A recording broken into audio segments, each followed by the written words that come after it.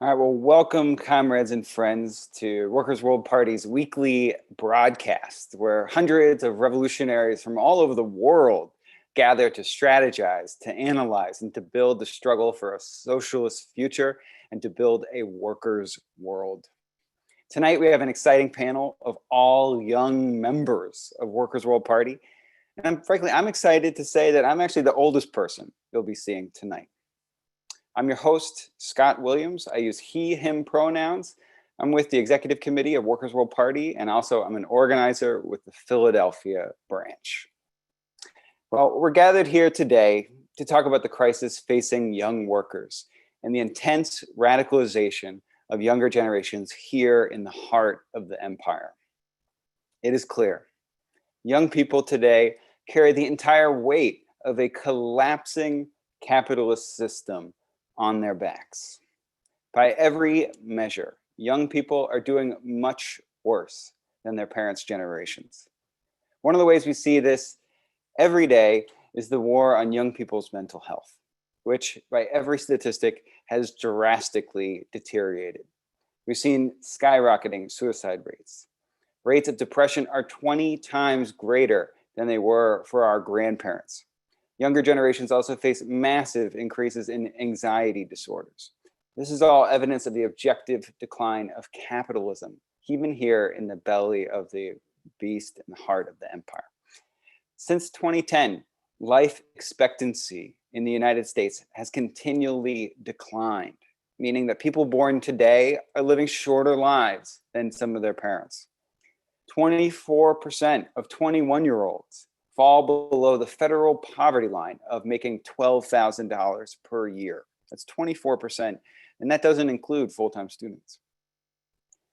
Youth unemployment hit a record of 28% this year in the United States. It was over 45% for young Black workers. According to the International Labor Organization of the United Nations, globally, the percentage of young people engaged in the workforce continues to decline across the world. Young workers are facing growing precarity in every aspect of life.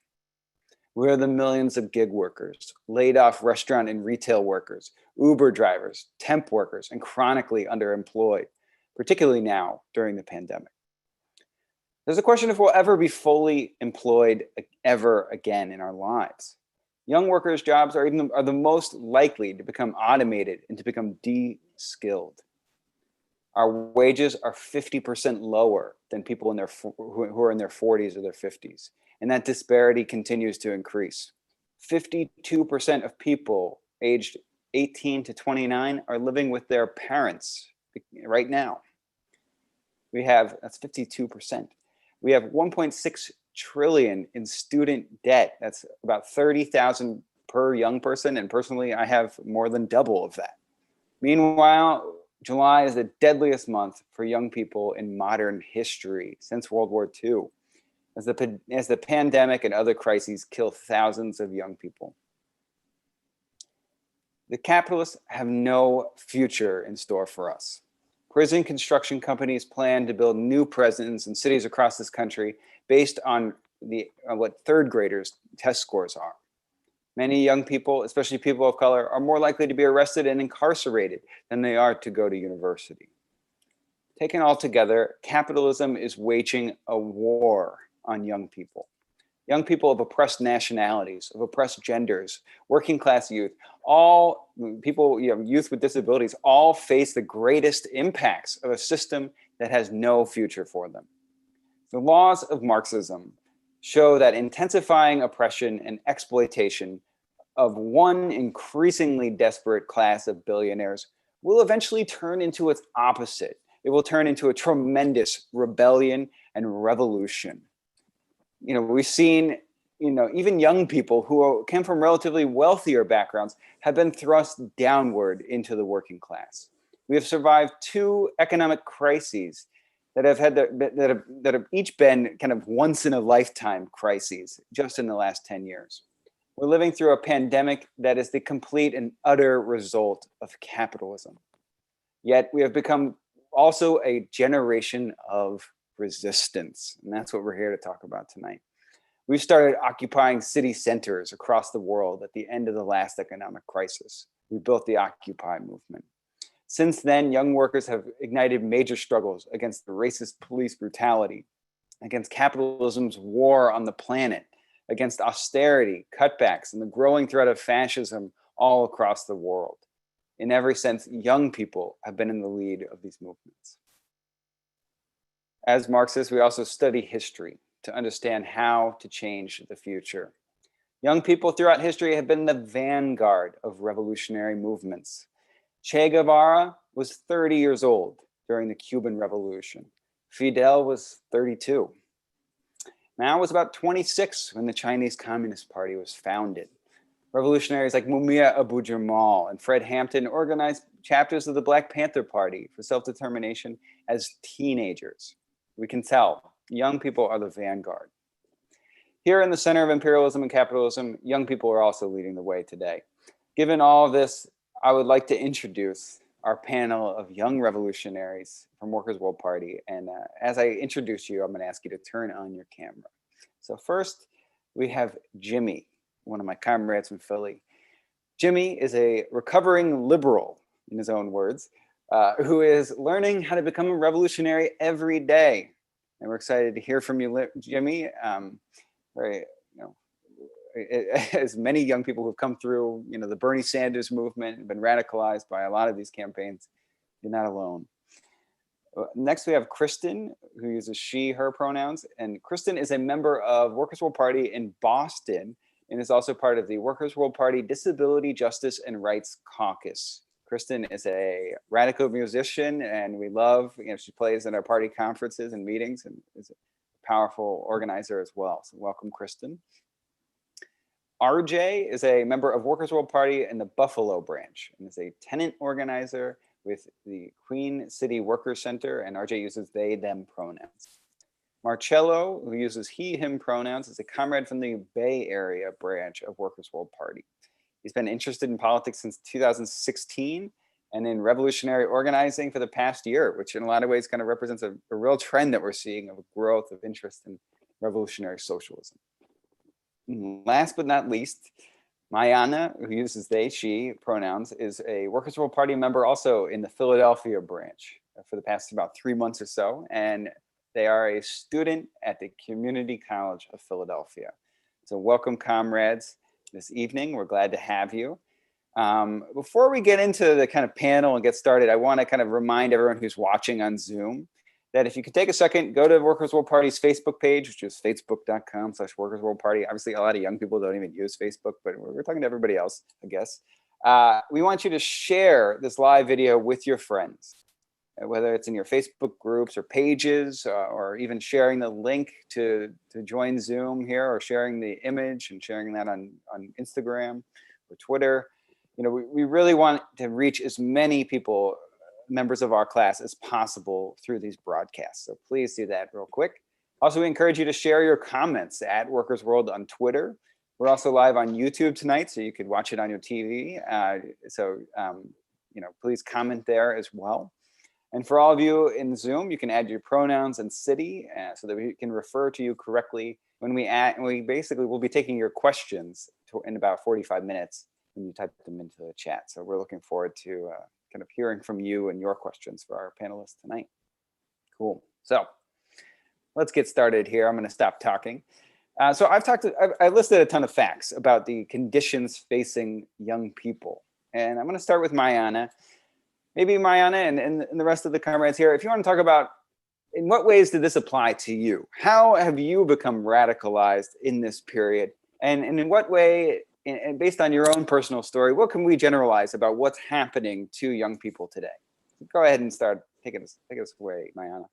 Okay. I think the thing that really radicalized me was climate change. And that's like a really big threat facing young people. And starting in like 10th grade, I kind of started to realize, hey, the government isn't actually going to do anything about climate change if we don't do something.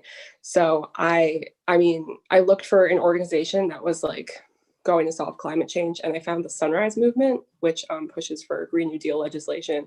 And although Sunrise is no longer really aligned with my values as a communist, because they they're just fighting for like capitalist policy. But they taught me that the people causing climate change aren't just people driving around in cars that use fuel, or like people who just don't recycle. It's billionaires, fossil fuel billionaires.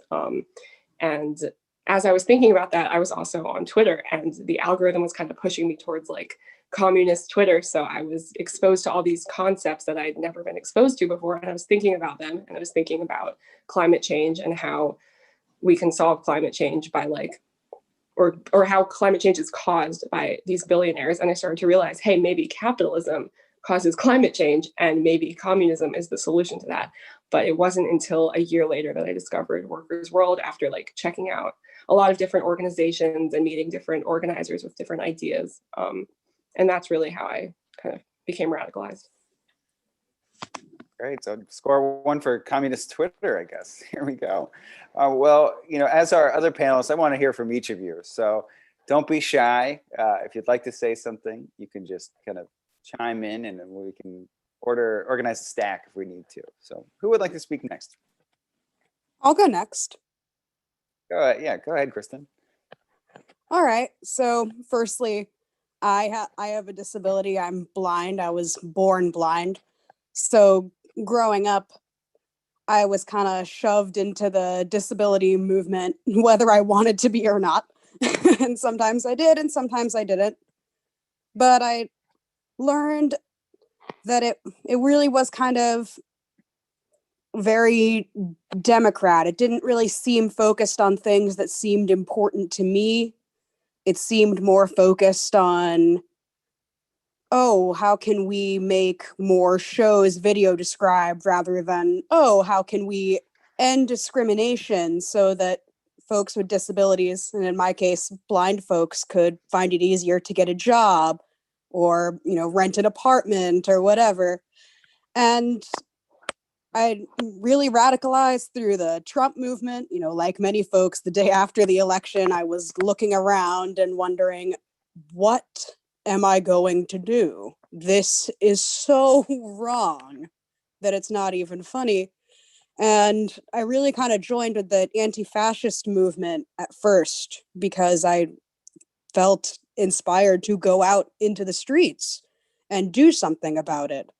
And I found a few different organizations and kind of worked my way through them, and along the way met some folks and talked to some folks and read some books and found out about communism and Marxism-Leninism. And as a young person, when I look into the future, like, what does capitalism hold for someone like me who finds it very hard to get a job? And, especially in this pandemic, it's very hard to do things as a person with a disability, especially. And I see a wall, but, communism and revolution is like a way to bust that wall down.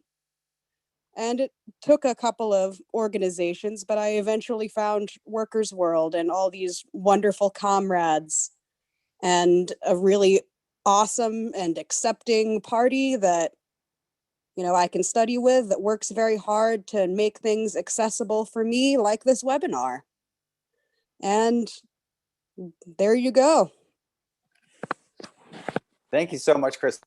We're going to tear down that rotten, terrible wall of capitalism with each other. Thank you. Let's hear who would like to speak next. Perhaps RJ, you want to share? Sure. Yeah, I liked what Mayana had said about climate change. I notice a lot of people that I'm encountering are coming into the movement because of climate change. I think that is really like a unique thing that we're facing now because the effects are becoming more pronounced. Myself, actually, I got radicalized very early on in high school, before I had even really had a chance to realize like how the things in the world around me were affecting me in my life. Because I grew up in Attica, which is kind of a rural town outside of Buffalo, which is pretty much exclusively known for the prison uprising that happened. So from an early age, we were learning about that, of course, from the, perspective of the guards and the families of the guards. But that was always something that was kind of a hot topic historically. So, when I learned about it and looked into it, I looked at the program of the incarcerated workers that were standing up for themselves, and I realized, wow, this is a really inspiring thing to see. Right here next to the school, we've got this big prison where this big event happened, and and from there I learned of the party's role in that uprising too, and that's kind of how I was exposed to the party at like a younger age. I didn't join the party back then, but I had always known about Workers' World peripherally because of that. So Well, thanks, RJ. I mean, yeah, that, certainly the Attica rebellion and uprising is something that draws tremendous inspiration for incarcerated workers and workers all over. And in kind of the absolute devastating response of Governor Rockefeller and the state of New York. I mean, it continues to, and the conditions have only worse, in many ways just continue to worsen. And I think the comrades, in the Prisoner Solidarity Committee and the party as a whole, that keeping that struggle going, over 50 years later. So very powerful. Jimmy, let's hear from you. Tell us about what radicalized you as this recovering liberal, and how have you moved forward? Yeah, like for me, like I always felt that liberalism is the best political ideology that ever has been created. And so like I held those like views all my life until 4 years ago when Trump got elected like everybody else did. But then I felt like I vowed to be a member of the resistance. I vowed to fight the Trump administration by any means necessary and eventually hopefully put Hillary Clinton like in office like where I felt she belonged. But then as I went up, as the months increased, like not increased, but as the months went by, I realized like what a dead end liberalism was.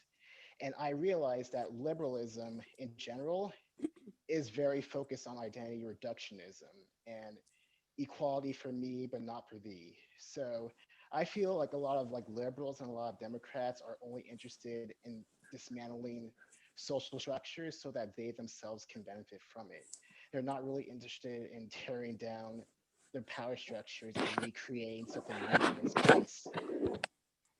And so like I feel that like a lot of liberals and Democrats will weaponize their identity and weaponize their marginalizations in order to silence real Jimmy, real human. quick, sorry to interrupt. Jimmy, can you move your mic a little bit closer to your face? We're just hearing from some audience members that we couldn't quite hear. Okay, I think so that's like, great. That's great. okay, Thank you. okay, let me start over. Okay, so basically, I was a lifelong liberal, like my introduction says, and so I was potentially proto-radicalized in the months after the Trump's election, and as the months into Trump's administration, as I studied the resistance and observed like how they like operated and how like they acted and behaved, I noticed like a lot of performative and pretty much meaningless activism. So like basically like they would claim to uplift people of color, they will claim to uplift women, they will claim to uplift LGBTQ people, but only up until a point where it benefits them. So like as I studied the Democratic Party and like how they activated for LGBTQ people, I found that they themselves like promoted marriage equality only because it benefited their bottom line. They weren't really interested in marriage equality. So you see that in Obama's hesitance to support marriage equality. You see that in the Clintons' endorsement of the Defense of Marriage Act. And so I felt that their activism was kind of lacking. And so I craved something more. And so like as I went into, so like I found that I thought I found that in the Democratic Socialist Association, the DSA, as everyone knows them. And I was there for a couple months or so, and I ran into the same problems the problems that were in the Democratic Party, which is the tokenization of marginalized people and the silencing of marginalized people. And so like I noticed that there were a lot of people in the Democratic Socialist Association or the DSA that talked a big game about supporting marginalized people, but the tangible support really wasn't there. And so I just moved on from the DSA, and a friend of mine introduced me to Marxism. And Marxism, and as I studied Marxism, like I found like one of the most powerful tools for analyzing systems of oppression, which was dialectical materialism. And dialectical materialism has taught me that all of our struggles are intertwined, all of our struggles are interconnected. Like you can't separate different like areas of marginalization. You can't separate different axes of oppression, which is what liberals have been doing for decades. And like whereas that gotten us, it hasn't really gotten us anywhere. And so the only way to really like to defeat the like to and the only like the most powerful tool for the struggle is to really realize that okay, like we're all in this together. Basically, we all have a hand in defeating the power, like finding the power and like defeating the power. And the moment we realize that, the better off we're all going to be. So for me, like dialectical materialism is basically like ground zero for like find the power basically. So yeah, that's it. Thank you, Jimmy, and don't apologize at all about any of that. Was a really fantastic answer, going from seeing the failures of the Democratic Party to finding Marxism and the science of Marxism and reading authors like Lenin. And I mean I think that kind of radicalization and development is happening all over the place, and it's really exciting. Marcello, last but not least, go ahead and share us. How did you become radicalized? Yeah, so I relate to Mayana in that it was very much through the internet. I mean, the internet is not unprecedented. It's not some crazy newfangled technology that completely divorces the younger generation from the older generation. But what it does, it dominates everyone's lives. So we really need to analyze it through a political perspective and see how it can inform our struggles and our tactics. I think the internet is contradictory in some ways. It was created through public sector funding. It's fundamentally through the principle of net neutrality, which has now been eroded through the Trump administration. But it's fundamentally a decentralized, non-hierarchical system. It's not incompatible with socialism or Marxism in any way. But at the same time, because it was created under capitalism, the taxpayer money that went to fund it has completely been siphoned off to Comcast, to Verizon, to Time Warner, to all these ISPs that now act as mafia men and control the flow of information and media and social communication throughout the world. So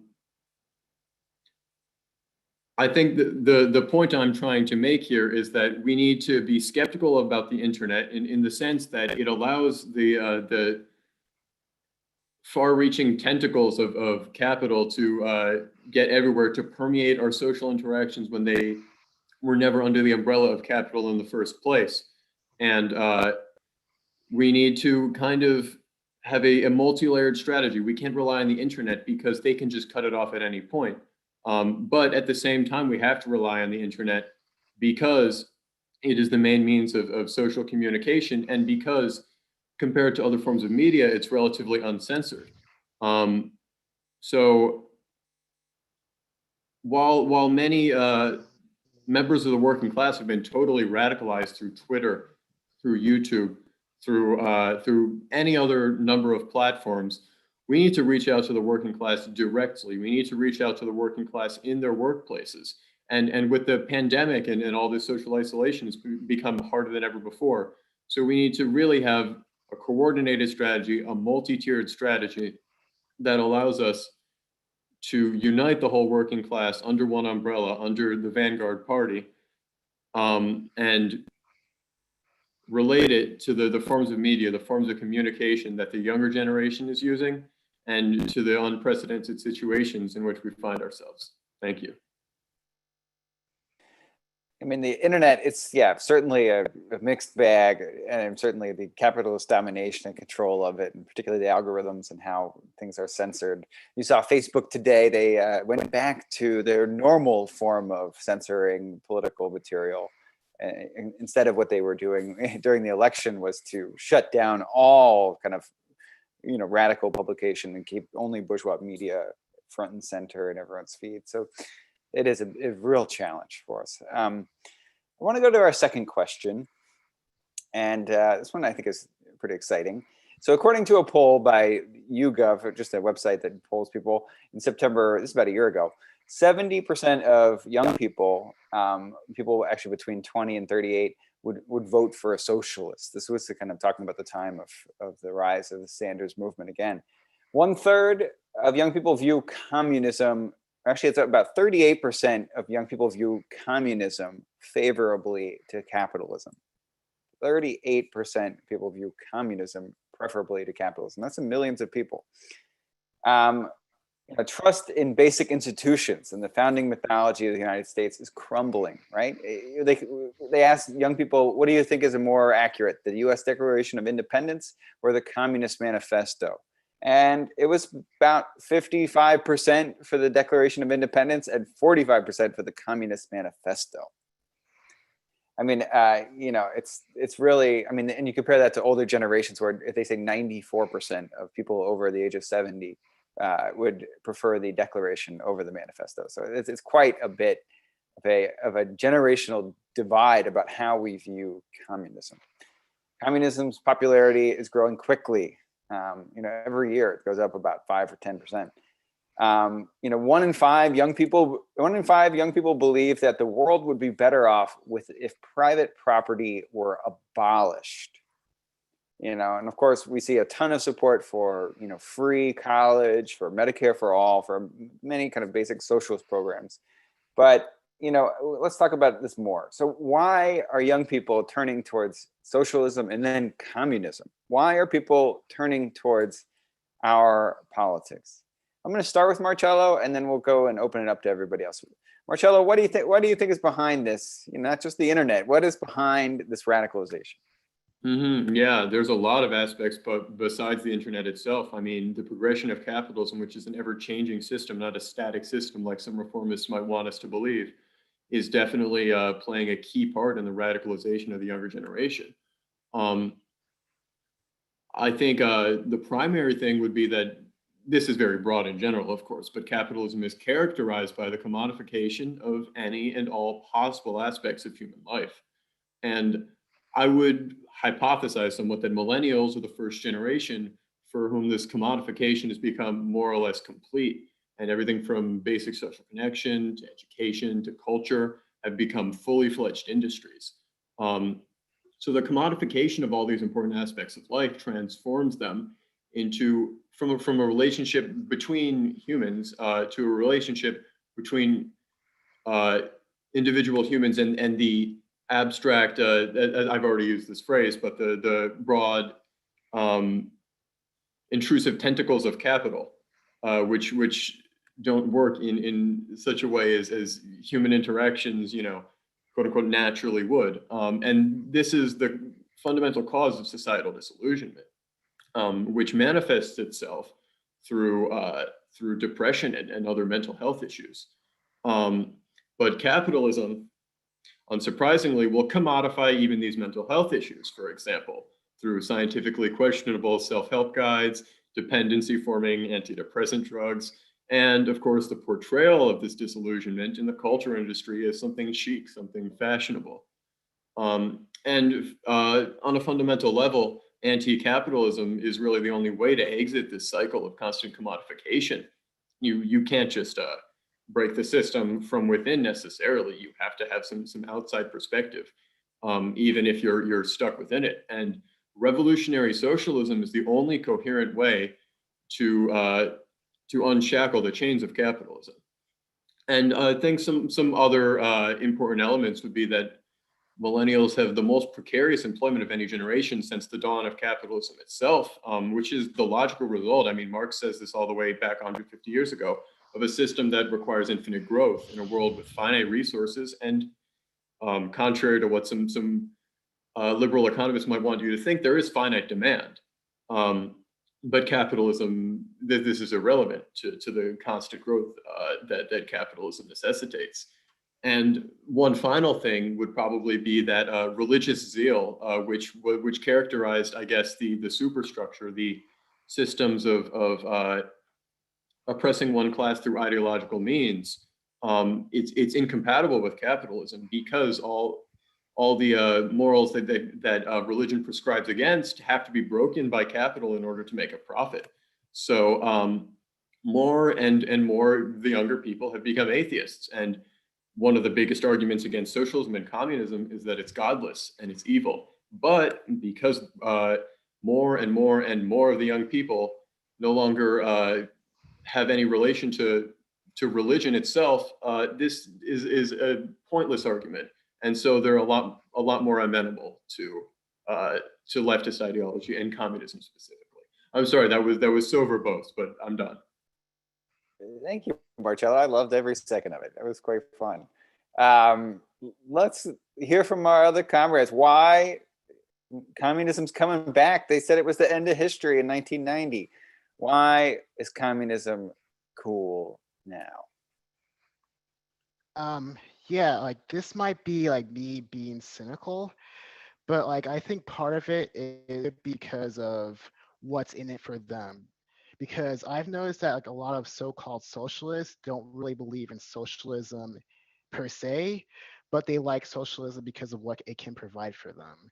So I feel that a lot of socialists, like, well, quote unquote socialists, were taken by Bernie Sanders' message because of the promise of free college, the promise of, free healthcare and things of that nature. And they don't really they haven't really like absorbed the message of socialism.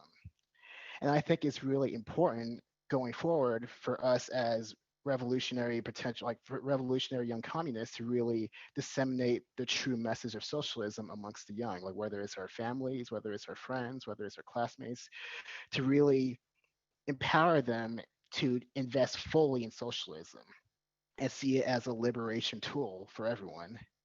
And also, like, I feel that a lot of young people, not all people, but well, thankfully most people don't feel this way, but a small sect of socialists are in it because of the cachet of socialism, like the coolness of being woke and like the doors it can open for them. And so like there's a lot of socialists that have a lot of like people that using like the term socialist as a label and a tool to really access, social circles, to access, people, like to like get like to as like a disarming tool for people of oppressed genders. And you see this in a lot of like some socialist circles where there has been epidemic of sexual assault and there's an epidemic of rape. And like a lot of these people were using socialism as a cover for their predatory behavior. So I feel that it behooves us all to really be on the lookout for people who might be acting disingenuously and might be acting in bad faith, and really might be giving social a bad name. Because to my point earlier, a lot of liberals and a lot of like the resistance crowd are using like these few socialists, quote unquote, to demonize the label of socialism and demonize the label communism, and painting like all socialists as sexist, homophobic Bernie bros, like their words. And so I feel that it's important for us to restore the name of socialism, not restore the name of socialism, but like really be mindful of who claims to be socialist and what they stand for. And yeah, that's all I have to say. Thanks, Jimmy. And just as a clear point here, we have zero tolerance for sexual abusers in our party and in our movement. Go ahead, Mayana. Yeah, I was just going to add on to that. I think, Jimmy, what you said about Bernie Sanders made a lot of sense to me. And I think part of the reason a lot of young people are getting more radicalized is because of that like political polarization. Like Bernie, obviously we know he isn't a socialist, but he says really radical things, radical for the Democratic Party. And Trump, on the other hand, says these things that like are super unhinged and evil. And although like the things that Trump does are not more evil than any other US president, he's doing them with the facade taken off. And I think that like extremity is helping to radicalize people, and they're realizing what's possible and what's actually happening. And like, I mean, I wanted Bernie to be the president, and I remember being like, oh, Bernie's gonna save us, he's gonna do all these things for us. But I think even if people are putting their faith in that false socialism, it's going to eventually lead them to real socialism.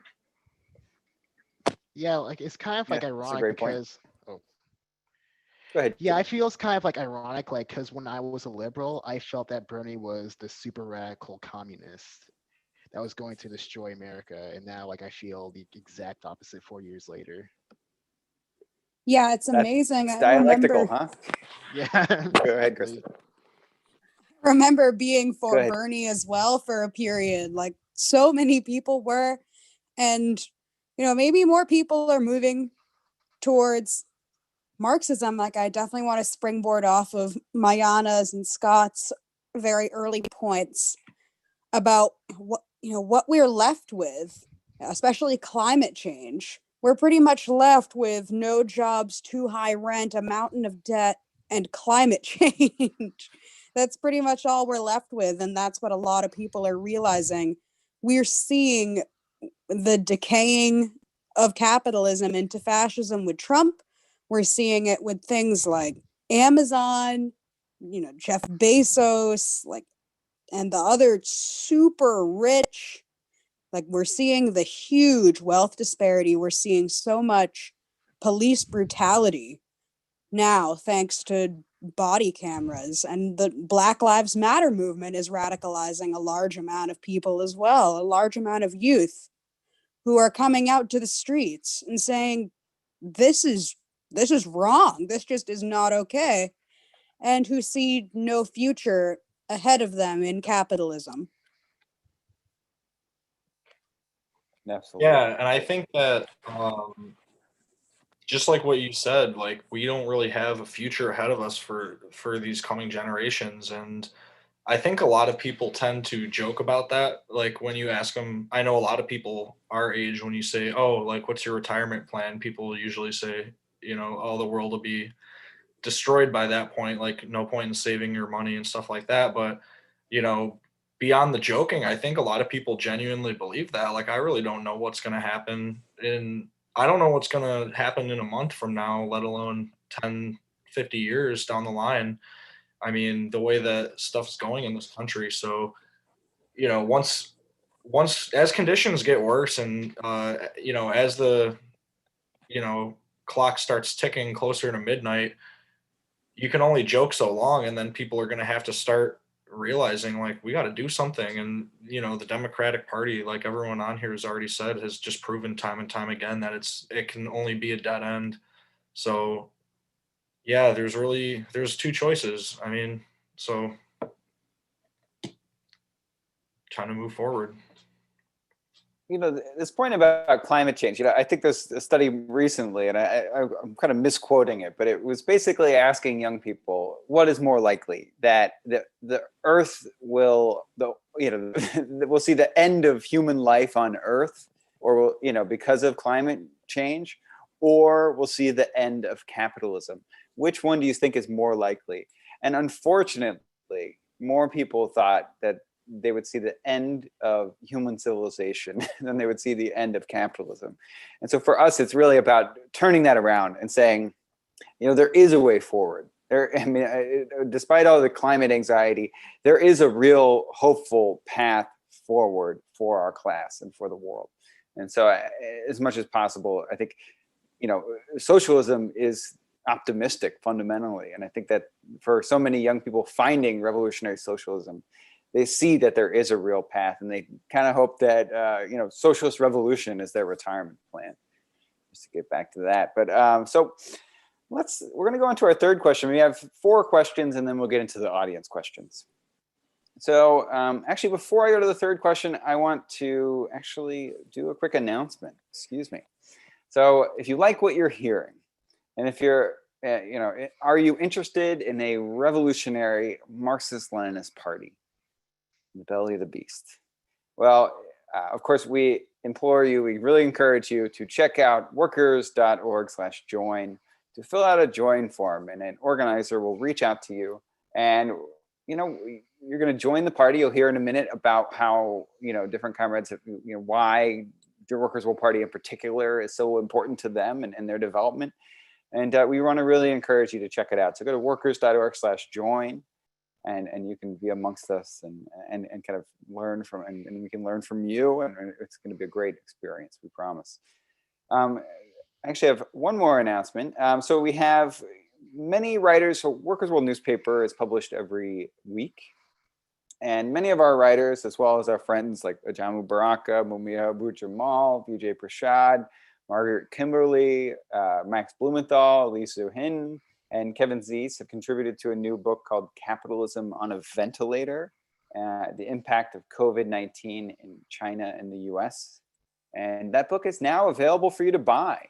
And we want to encourage you to check out that book.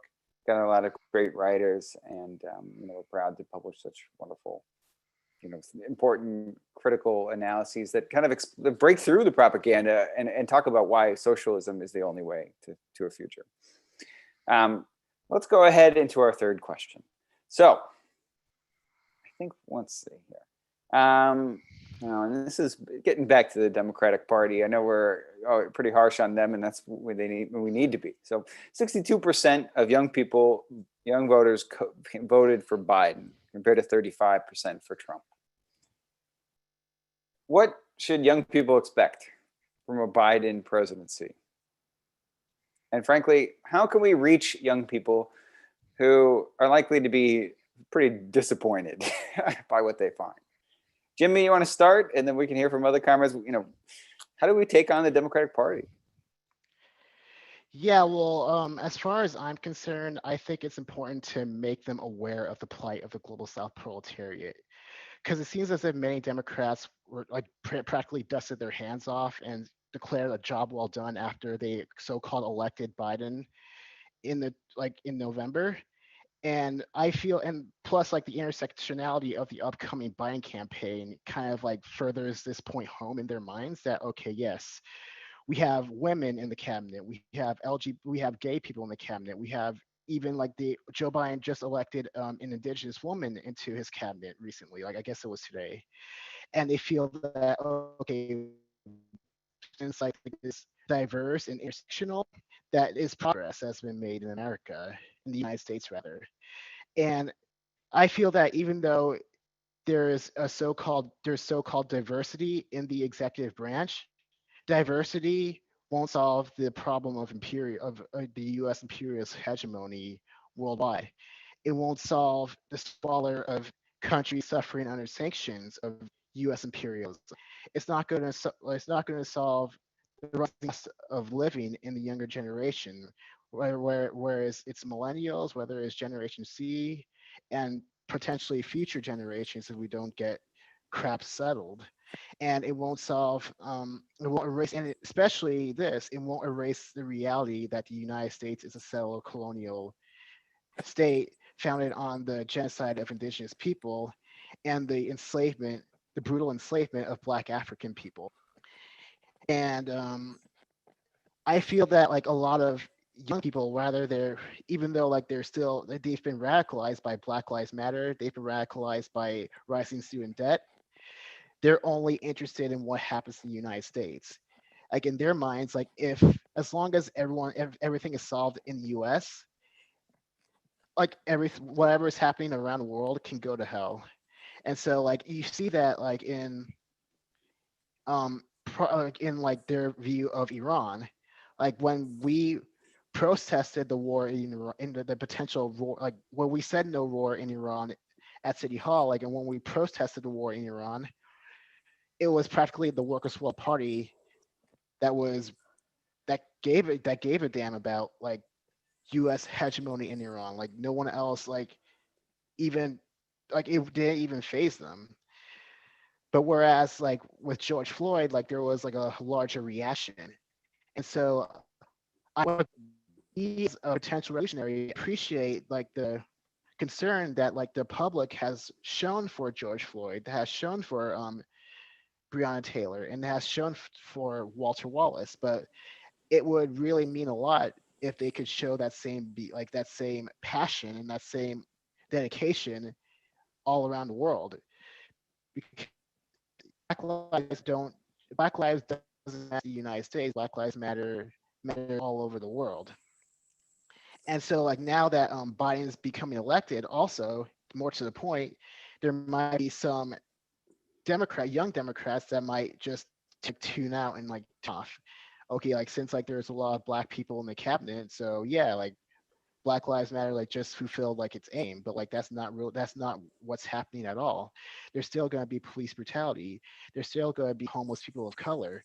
There's still going to be people of color that don't have jobs, and we really need to be vigilant of this throughout the Biden administration, all 4 years, and potentially if Biden kicks the bucket, Kamala Harris administration. So we need to be vigilant. Certainly that internationalism is a key there, right? It's breaking that you're just a citizen, person of the empire, and you actually, have solidarity with people of the world.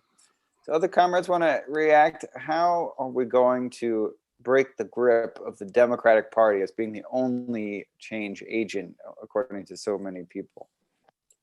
I'd love to speak on that. Go ahead, Kristen. It's so important to organize and talk to the working class. And I'm not speaking as someone who's outside of the working class at all. I mean, I'm an unemployed worker. And to just talk to folks, organize with folks, and listen to what their needs are. Don't go in there assuming what they need in their community, what they want in their community.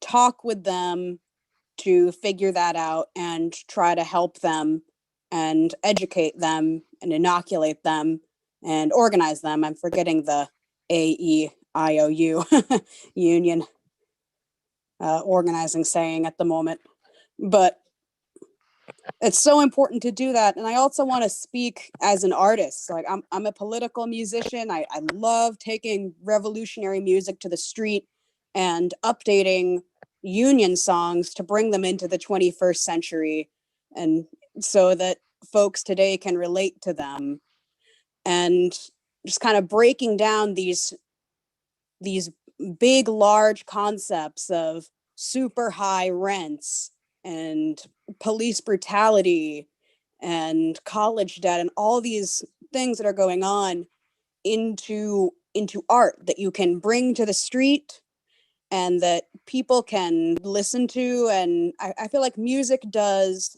something that a speech just can't really do. It really touches people, and it's important to bring that revolutionary message to the streets. And I'm hoping that when I do that, someone in the crowd who is doubtful of capitalism and doubtful of the Democrats might connect with the art that I'm bringing and help to further radicalize them in their thoughts and actions. That's such an awesome point. Thank you, Kristen. I mean, whether you're talking about, revolutionary artists, musicians, certainly for many of us, people like Boots Riley or, Dead Prez, or, a lot of incredible musicians who have radicalized people, millions of people who didn't think they were listening to just, communist propaganda, they thought they were, it's much more effective in a lot of ways. Other comrades. Yeah, I had a thought about that. Go I ahead, think, yeah, people have this question of like how to spend their time. Like I've heard a lot of people say, oh, well, the revolution isn't happening today, so like I may as well canvass for Democrats or like just try to get involved with politics in some way. And I think they're just not aware that like there's other ways to spend your time that like, like we're not burning down the prisons today, but like you can be part of the Free Mumia movement or whatever. And I think just drawing people into our vanguard is how we show them that there is an alternative to the Democratic Party, and like there's other ways to spend your time, and there's other ways to push for gradual change that like eventually all builds up to that like dialectical concept of change that builds up and then all at once something happens. And yeah, I think we have to show people that like they can join an organization. They should join this organization. Love it. The quantity and the quality. Let's do it. Who else would like to speak? I'll speak. Oh, yeah. Oh yeah, you go first. Thank you. Thank you. Yeah, I mean, first, like, in order to analyze the relationship of young people to the Democratic Party, we have to understand, you know, not necessarily what drew them in, but what made them concede to vote for it. And if we compare the rhetorical strategies of Trump and Biden, Trump is a nationalist, he's a chauvinist, he's a racist, he's a supremacist. These are things that only work when you're in the global imperialist center and preaching to people who used to be very economically secure compared to the entirety of the global working class. And young people are just not like that. They're not like the boomer generation and Gen X in that respect. And so even as Biden is completely devoid of any political content, as he campaigns on cliches and platitudes, young people are going to vote for him merely because there's a huge media presence, right? Funneled by like all of the worst dregs of the billionaire class, right? That is telling them, oh, just do it because you won't lose you won't lose a family member because the COVID response will be, you know, whatever, 5% better. This is literally the extent to which they're being convinced, and it requires that little convincing. And if we look at the poll numbers, I mean, but before the huge coalescence of all the candidates in the primary, something like 3/4 of young people were voting for Bernie Sanders. It was overwhelming. They don't support Biden. I mean, I think a quote that really cuts to the heart of the Biden campaign. There's so many that expose him as a complete fraud, but I love this one. He tweeted out a few months ago, Donald Trump is the first racist president. The first something like 10 out of 12 presidents of the United States were slave owners. Okay, Woodrow Wilson, my God, Woodrow Wilson played Birth of a Nation to his elite audience in the White House and called it his favorite film. The sheer ignorance of that is astounding, and yet I don't think Biden's actually that ignorant. This is what happens when your campaign is entirely devoid of any political content and is simply pandering to people so that they will etch out a mark on a piece of paper and then throw it into the polls. That's all it is. Young people are not convinced to vote for Biden. We can draw them in. The challenge is really to separate ourselves from the social democrats and to bring them towards revolutionary socialism. But young people are not in favor of Biden. And young people have really a preponderance to overthrow capitalism more than any other generation that I have seen so far. Yeah, I agree. Thanks, Marshall. Yes, thank you for that point. The just better than Trump mentality. If I can make a really brief point on that. Go for it. Like, I heard so many people leading up to the election, oh, I'm voting for Biden. I don't really like him, but he's better than Trump. And they just seem to think that, oh, you know, Biden wins, happy ending, woohoo, great, we're going to party in the streets and everything's okay. But what I'm always reminding people is like the fash, the Proud Boys, like all those people, the racist police that are either already joined up with them or probably will at some point in the future. They aren't just gonna evaporate or go to another country or crawl back into, you know, their basements or wherever they hang out. They're not going away. They're still gonna be out there organizing and marching and trying to recruit more people to their ranks by saying, oh, you know, we're just for free speech. You know, we're just for the Second Amendment, you know, ooh, those evil commies or whatever. They're still going to be there. It's important to always remember that. And that better than Trump mentality allows them to continue to be there unobserved. RJ, go ahead.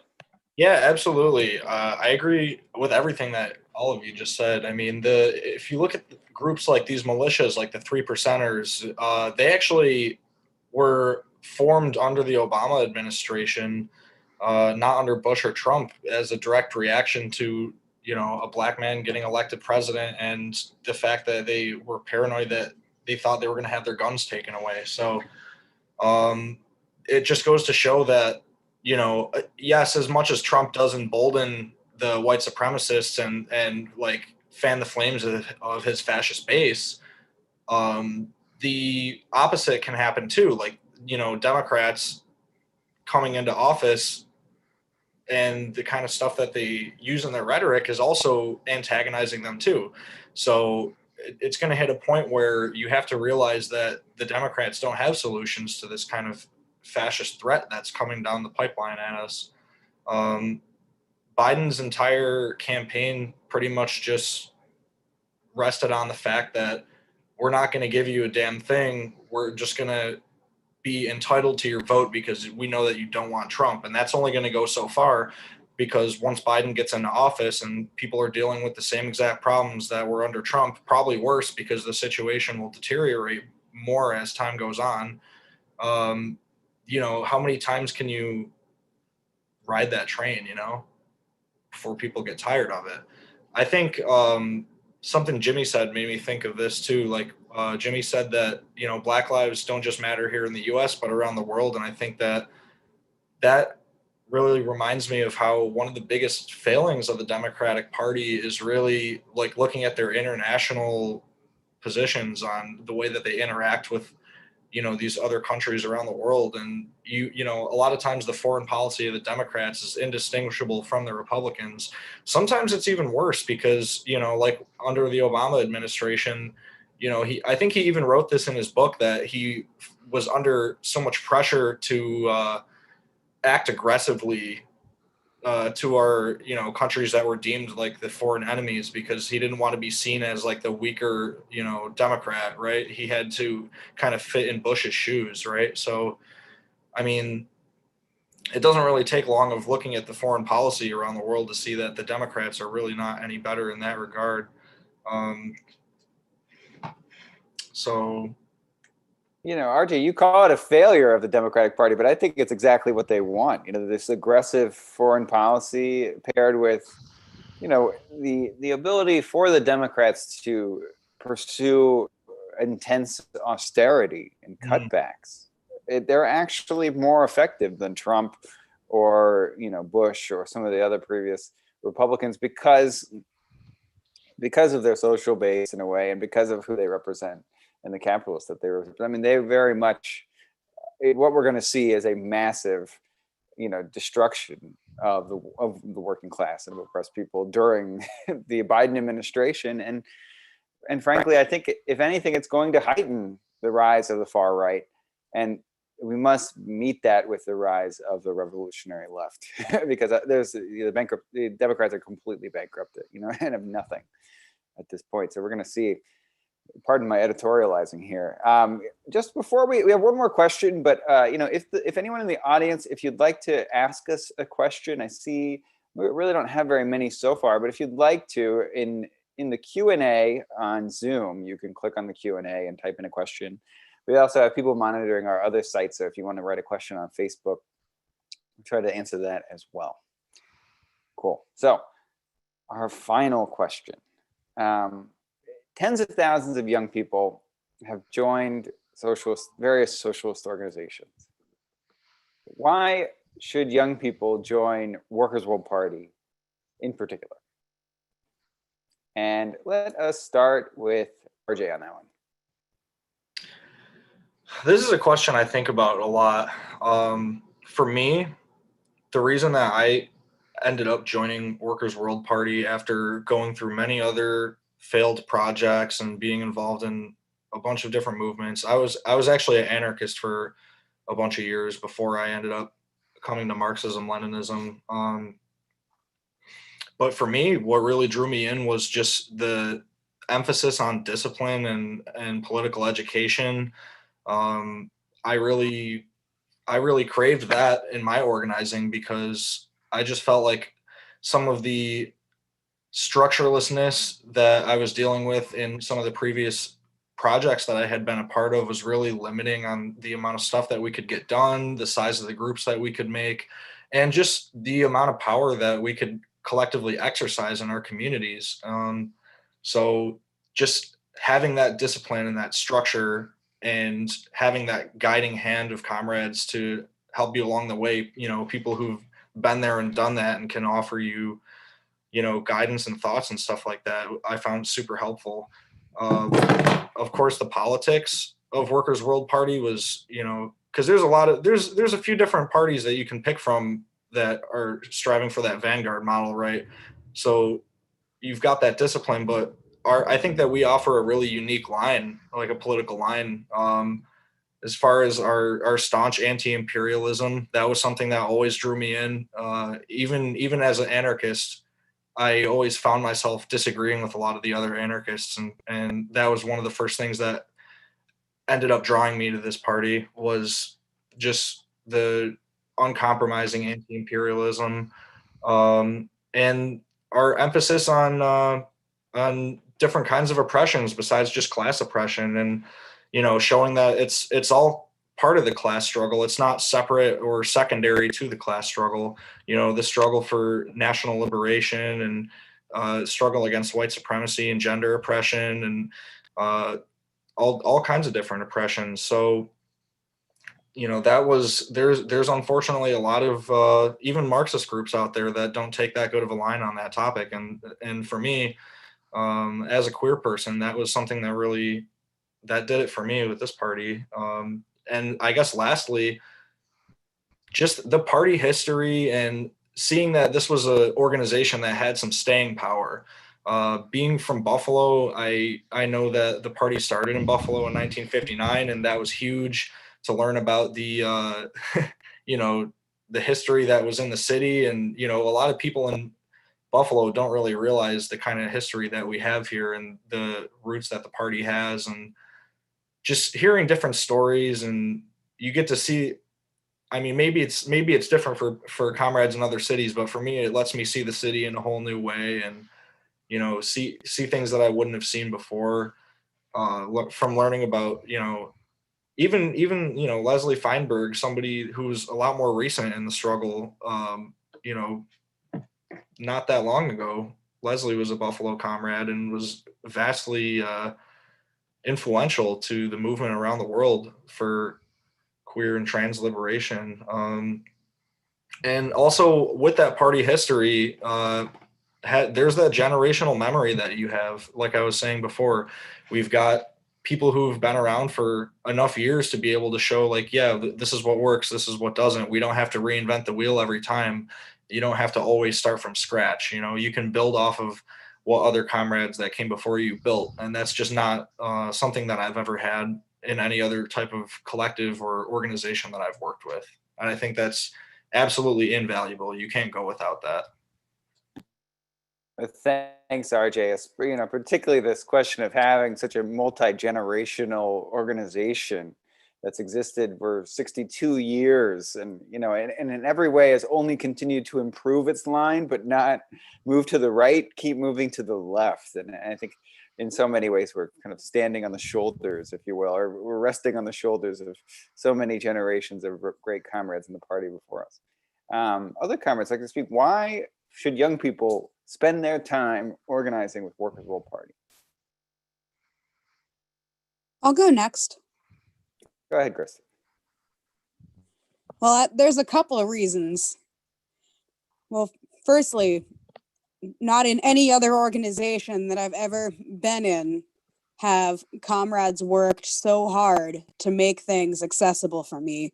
So thank you so much to all those comrades who worked on the tech and asked me questions and made phone calls to other people and other disability organizations to try and make all these things accessible. Like, I've been in other orgs before that really did not do that at all. And they also were in a building that was not accessible to folks in mobility devices like wheelchairs. And they said that, they were for disability rights and justice, that they're a Marxist-Leninist organization, yet they refused to move out of that building. And they refused to make books and materials accessible to me for most of the time that I was in that organization. And for another thing, just having my comrades' support, just helping me through various times in my life and various struggles, having them to talk to and laugh with, and before the pandemic, hugs. I miss hugs. And just being so wonderful and warm and supportive. And, oh wow, thank you for that music request. Maybe that would be cool. And speaking of the music, y'all give me a chance to use my art in a revolutionary way. Like, y'all encourage it.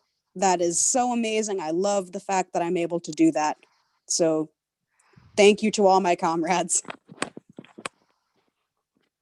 You, Kristen. It's our pleasure, really. Other comrades? Sure, I've got one pretty clear and concise reason why I think our party is the party to join if you're a committed revolutionary. And it's that we're currently at a somewhat unprecedented stage where in a couple of cities, we already have, I should say, hosted workers' assemblies, open forums for all members of the working class, not just those who were employed, not just those who were unionized, but those who were unemployed, those who are incarcerated, and those who are non-citizens, right?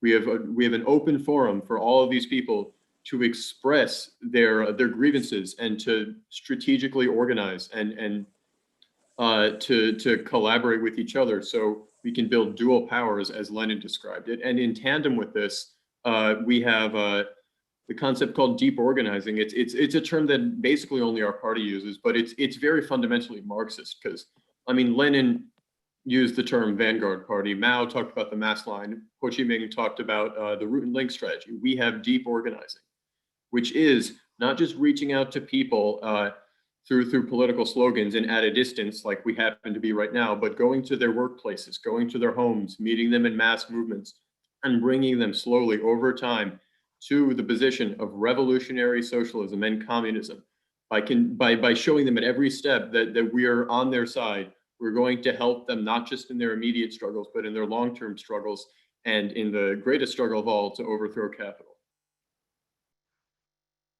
That is right. Planting those roots deep in our class. Absolutely.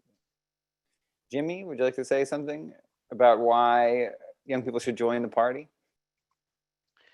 Yeah, basically, yeah, like everyone like brought up some good points and great points actually. And for me, what made me like pay attention to the Workers' World Party was their praxis, because in every other Marxist organization I was a part of, yeah, like they helped me develop my theory, and yes, they discussed Marxist concepts, but I felt they never really put their theory into practice. Whereas with the Workers' World Party, even before I joined, like I saw like them, like they're on the front lines, like fighting like every axis of oppression. Like they're fighting like the power, like no matter where it manifests. Like whether it be the war in Iran, like they were there. Whether it's like the plight of sanitation workers, they were there. Whether it's Black Lives Matter, they were there. Whether it's the Black Trans March, they were there. Like they've made their presence felt in every single fight that there has ever been, it seems like. And so that was really, it's inspiring to me. And that was what like compelled me to join the Workers' World Party, because I felt that I could learn a lot from their courage and their brilliance. And when I went from the first meeting, like I was just like inspired, like the environment, like the atmosphere was very comfortable. It was very inclusive. Like there was nobody that dominated the conversation, that there was no single group that took up space. Everyone had a voice, like everyone had a presence, and everyone could speak up.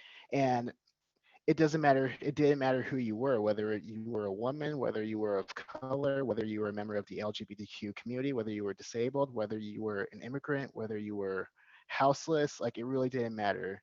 Like Workers World made sure like everyone felt welcome, and that was what was really encouraged me. Like it really kind of brought me out of my shell because as a new someone who's new to leftism, like I really felt like I didn't never really felt I had much to offer.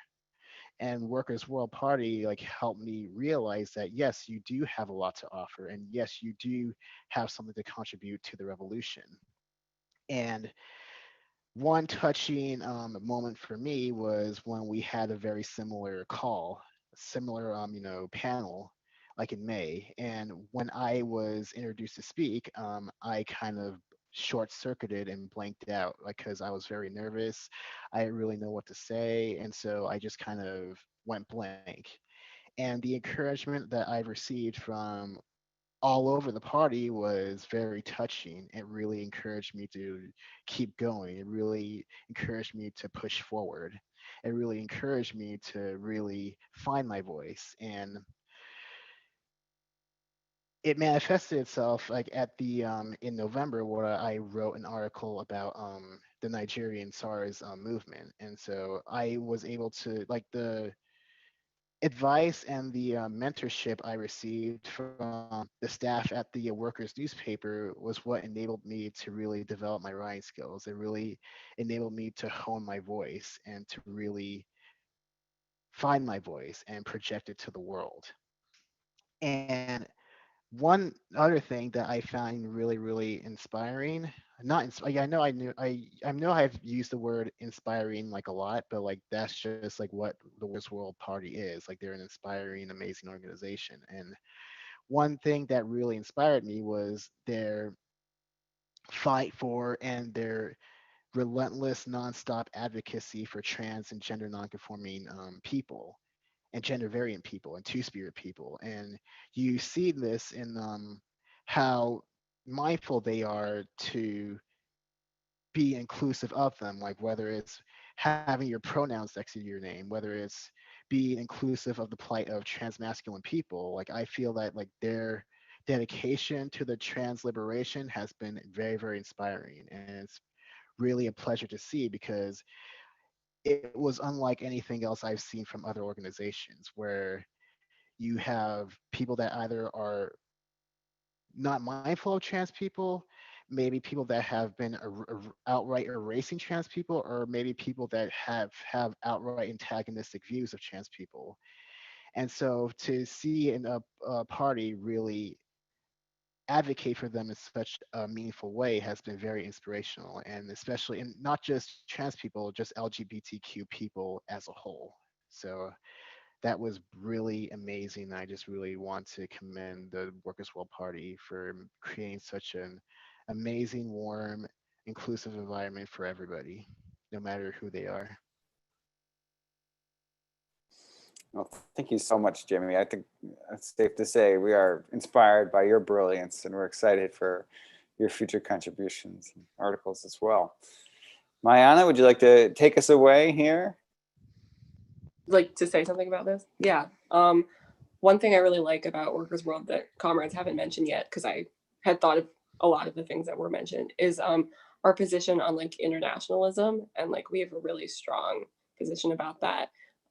Like recently, a comrade had this like online conference, Palestine rights, and like we have such a strong position about like Palestinian liberation. And we like, I was talking to someone about how we sent like delegates to like the DPRK or something at some point, and I think that's really cool that we're like aligned with these places whose struggles we're in the same like boat with, I guess. Yeah. Well, certainly that international relations and that internationalism is fundamental to our core and to kind of the essence and history of our organization. And it's just so much a part of the fabric of who we are. Well, thank you all, comrades. I think this has been quite a lovely time. I've enjoyed every second of it. I'm going to do a couple more announcements. Maybe we'll take one or two questions. It's kind of, no, we don't have a lot of questions. We have a lot of comments, but we do. It looks like we do have a question. Let's take this question from Gemma before I do the announcements. So it says, why do you think capitalism cannot be reformed? And how can we explain that to liberals? Who wants to take that? We don't all have to answer this. Maybe 2 or 3 people want to say something. Why is it impossible for capitalism to be reformed into something nice, like what Bernie Sanders is talking about, or what happens in some parts of imperialist countries in Europe? I can take it quickly. Go ahead, Kristen.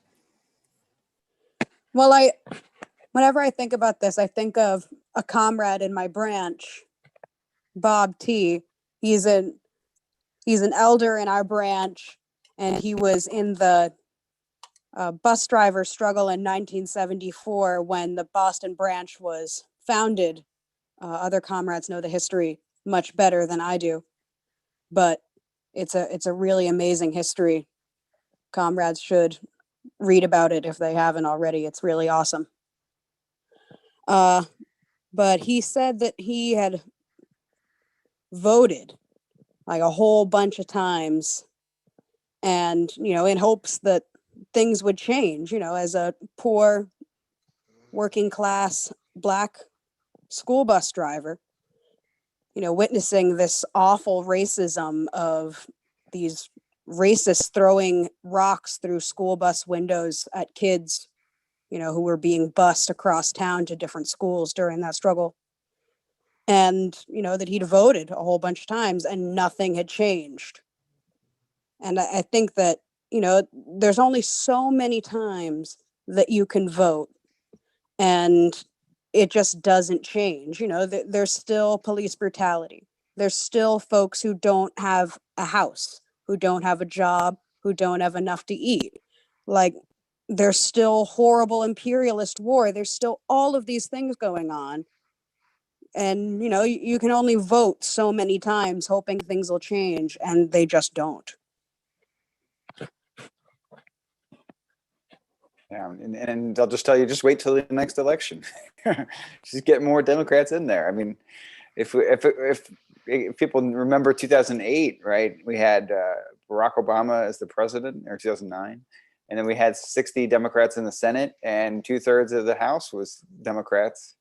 And what we got from it was a subsidy to health insurance companies. We didn't really get something that reflected our need for our human right for health care, and much less did we get anything else, like an end to the war in Iraq or many other things. But anyone else want to say any last words here? Why capitalism can't be reformed, or anything else you forgot earlier? Because I'm going to wrap it up in just a second with a couple of announcements. I think. Oh, go ahead, Mayana. Yeah. Okay. I think we can kind of show liberals that capitalism can be reformed by pointing out the contradictions. And like, capitalism claims to provide abundance, and we can see that people are starving, and it claims to provide happiness, and we can see that people are really unhappy. Like, Scott, you listed all those statistics at the beginning, and like pointing out the ways in which capitalism fails to do what it claims to do. And I think people see that around them. They're just not quite thinking about it from a class perspective, or like all the atrocities that capitalism blames on other countries happen in capitalist countries. And by pointing out things like that to people, we can kind of show them that like, this isn't working. Go ahead, Jimmy. Yeah, to add to my honest point, I feel that we can show, like, and to my point earlier is that, like, even if you can really reform capitalism here, like, all the BS is always going to be exported somewhere else. So for Bernie's promises of free college and free healthcare, there's always going to be the global South countries that are always going to pick up the tab. And you see it with, I guess, I'm not so sure, but like Bernie's support of the invasion of, and like, like the interfering with Bolivia because of their lithium. And you see his Green New Deal, like his prize Green New Deal, it kind of fits his overall plan for the Green New Deal and AOC's for that matter. So I feel that it's important to maintain that internationalist party line, an internationalist political line, as much as we can to defeat capitalism and to expose the contradictions of capitalism. Certainly, and there's no reform that really could provide reparations for all of the people who have been exploited and oppressed to create the the billionaire ruling class that is dominating this world today. So I mean, it really is.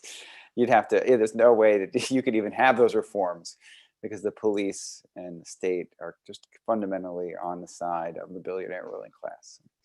Well, comrades, I want to thank you all. I'm going to take a couple of announcements and we're going to wrap it up. And I appreciate all the comments and everything else that people have written.